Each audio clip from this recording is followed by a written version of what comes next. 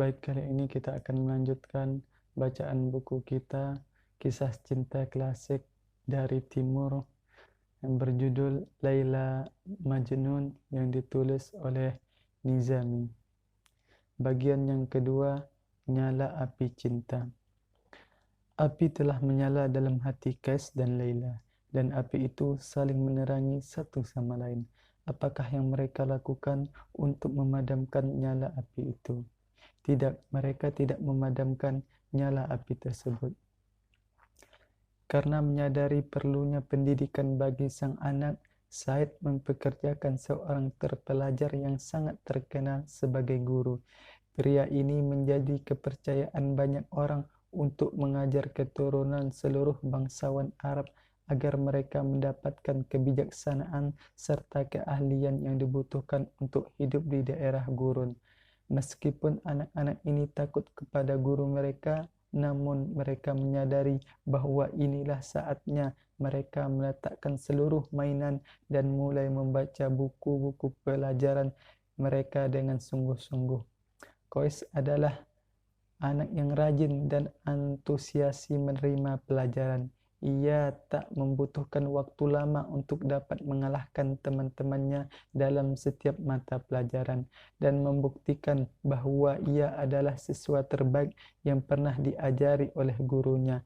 Ia paling unggul dalam pelajaran membaca dan menulis. Begitu ia berbicara, entah dalam bentuk debat atau percakapan sederhana, bibirnya selalu melontarkan kata-kata yang bijak dan sangat menyenangkan mendengar bibirnya berbicara.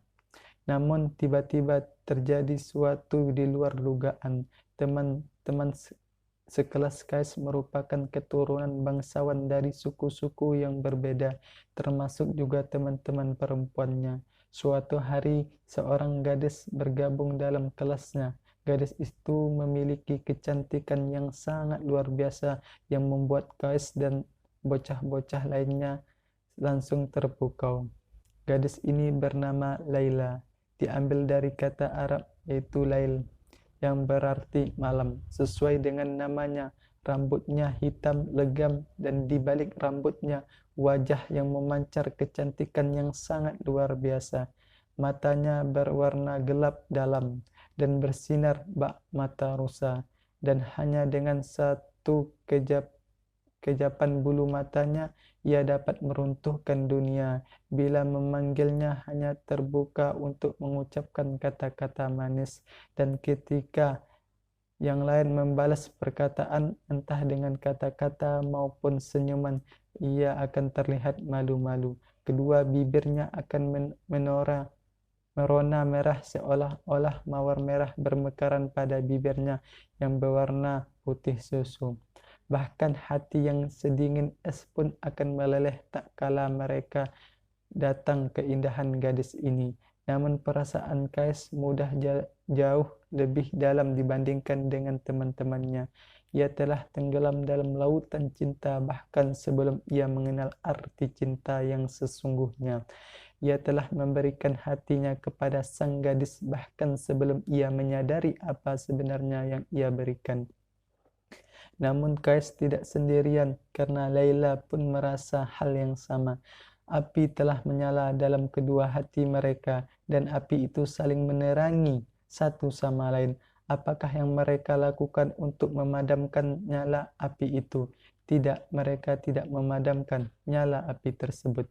Mereka hanyalah anak-anak dan anak-anak hanya dapat menerima apa yang mendatangi mereka tanpa banyak bertanya. Cinta ibarat sang pembawa anggur yang menuangkan minum di gelas-gelas hingga meluap, dan anak-anak itu meminum apapun yang dituangkan untuk mereka. Dan tentu saja hal ini membuat mereka mabuk kepayang, karena mereka tak menyadari betapa kuatnya minuman itu sebenarnya. Rasa mabuk yang pertama kali dialami selalu menjadi yang terhebat.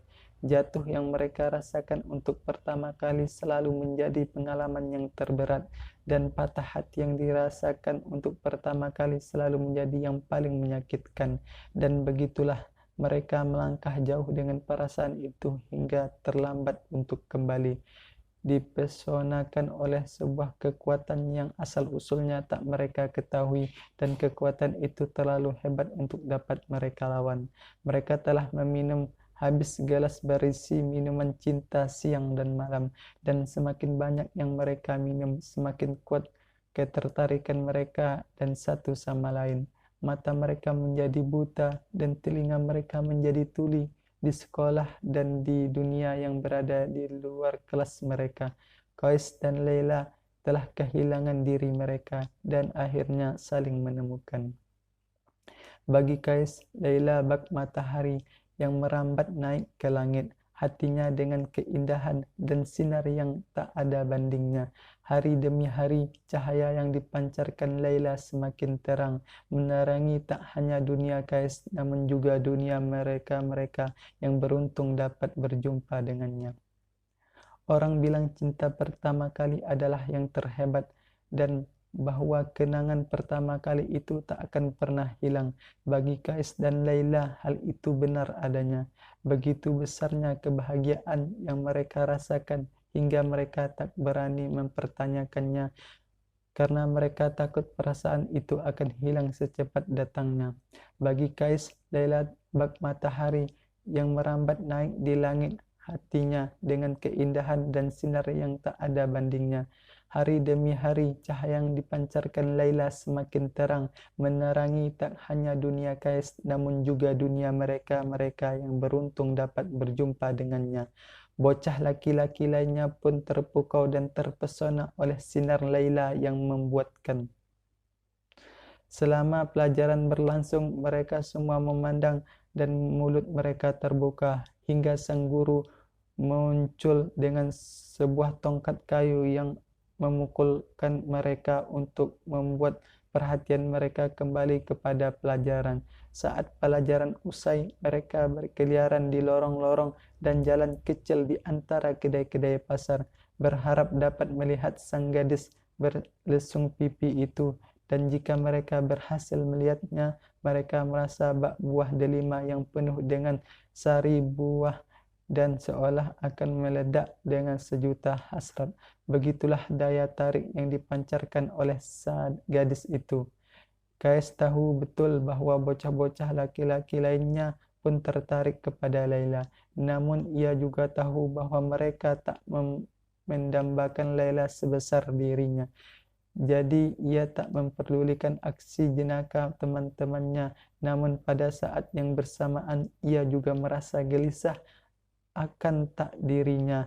Ia menyadari bahwa dengan kecantikan Laila yang luar biasa akan selalu datang godaan.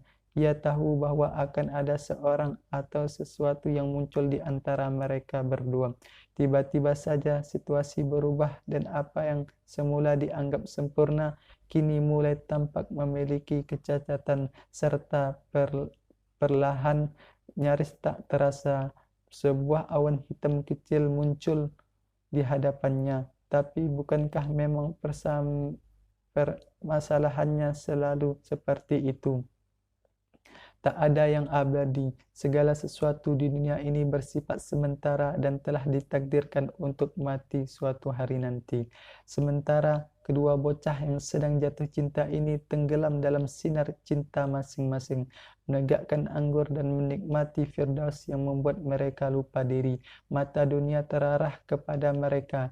Apa yang lainnya menyadari apa yang sebenarnya terjadi antara Qais dan Laila. Apakah mereka melihat kedua bocah itu saling mencuri pandangan? Dapatkah mereka membaca pertanda itu dan memecahkan tanda-tanda cinta rahasia yang mereka kaitkan hati kedua bocah itu? Siapa saja yang mengetahui hal itu dan seberapa banyak yang mereka ketahui? Dan ada yang berkata apapun, tak ada yang berkata apapun. Hingga suatu hari terdengar sebuah suara berucap, "Apakah kamu belum mendengar bahwa Qais dan Laila sedang jatuh cinta?" Kata orang, desas-desus dapat mengakibatkan kejatuhan sebuah kerajaan. Tak lama kemudian, desas-desus itu semakin tersebar di seluruh pelosok kota, dari tenda ke tenda dan kedai ke kedai. Perlahan kedua bocah yang sedang dilanda cinta itu menyadari betapa butanya mereka selama ini. Semua orang telah melihat mereka berduaan, mendengar mereka berduaan saling berbicara, melihat mereka tertawa, bersembunyi dalam kepompong cinta. Mereka berdua tak menyadari hal tersebut. Selubung itu telah terbuka, dinding itu telah runtuh, dan kini tiba saatnya untuk beraksi demi menyelamatkan diri dan juga cinta mereka. Kedua bocah itu berusaha untuk merendahkan tatapan mata mereka yang tajam ke arah satu sama lain dan menutupi bibir-bibir mereka yang haus akan ungkapan cinta. Namun hasrat dan kewaspadaan kadangkala saling bercampur aduk dan mereka tak sanggup menutupinya di hadapan publik. Kewaspadaan bukanlah sebuah rantai bagi hati yang telah terikat oleh kecantikan kekasihnya. Apa yang harus dilakukan oleh Kais? Jiwanya adalah cermin bagi sinar yang dipancarkan oleh Laila. Bagaimana cara ia dapat menyimpan sinar itu untuk dirinya sendiri? Laila menyinari bagai matahari yang bersinar terik di siang hari. Bagaimana mungkin sinar yang seterang itu dapat disembunyikan? Bagaimana mungkin ia bisa memalingkan diri dari sesuatu yang paling berarti dalam hidupnya, bahkan dalam waktu sedetik saja? Hati Kais bertentangan dengan logika, dan seberapapun beratnya ia berusaha menyembunyikan cintanya untuk Laila, ia tetap mengalami kegagalan. Bersama Laila, ia merasa serbuan panah cacian yang diluncurkan oleh 1000 busur, namun tanpa Laila, kesedihan menusuk-nusuk jantungnya sebagai pisau tajam. Kais tak menemukan jalan keluar dari kesulitan ini dan ia semakin larut dalam kebingungan. Selain telah kehilangan hatinya, kini ia juga kehilangan akal sehatnya. Yang dapat dilakukannya hanyalah berjalan berputar-putar dalam keadaan tak sadar, mengungkapkan kekagumannya dan atas kecantikan serta kebaikan Laila kepada siapa saja yang ia temui. Semakin banyak orang yang berjumpa dan mendengar ucapannya, semakin menggila dan aneh pula kelakuannya. Dan kemanapun ia melangkah, banyak orang yang menatapnya dan menunjuknya jari ke arahnya, tertawa, mencemooh, dan berkata, "Ini dia si orang gila, si Majnun." Bagi suku Laila, situasi ini tak dapat ditolerir karena tidak saja menyangkut nama baik Laila, namun juga nama baik suku menjadi taruhannya. Apakah benar jika integritas mereka dipertanyakan dan nama baik mereka dinodai oleh si bocah gila dari Banu Amir ini? Apakah benar reputasi Laila ternoda? Mereka harus segera bertindak. Hal pertama yang mereka lakukan adalah melarang Laila untuk keluar dari tendanya. Seorang penjaga bertugas untuk menjaga bagian depan tenda dan diperintahkan agar menangkap Kais jika ia mencoba untuk mendekati Laila.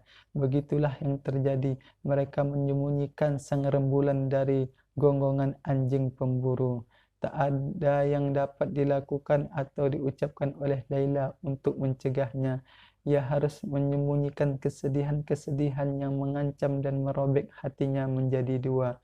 Hanya saat sendirian sajalah ia melepaskan topeng dan membiarkan air mata kesepian jatuh menetes di pipinya. Bersambung, nanti kita akan lanjut di video yang selanjutnya.